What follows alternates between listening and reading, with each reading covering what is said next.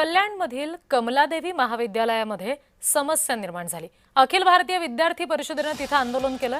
महाविद्यालयाकडून विद्यार्थ्यांवर अन्याय होतोय असा आरोप अभाविपकडून महाविद्यालय प्रशासनावर करण्यात आलाय। कमलादेवी महाविद्यालय प्रशासनाने मात्र आरोप फेटाळलेले आहेत।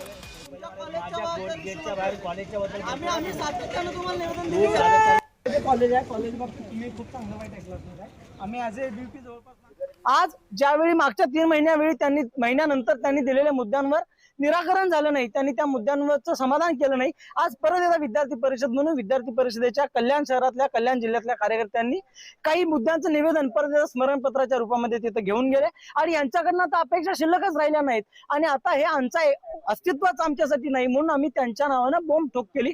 आम्ही त्यांच्या विरोधात निदर्शनं केली। हेच सगळं आतापर्यंत झालं। या दरम्यान सुद्धा कॉलेजच्या रजिस्ट्रारनी, कॉलेजच्या संस्थाचालकांनी दमदाटी करत आम्हाला पोलीस स्टेशन पर्यंत खेचत आणण्याचा प्रयत्न केला।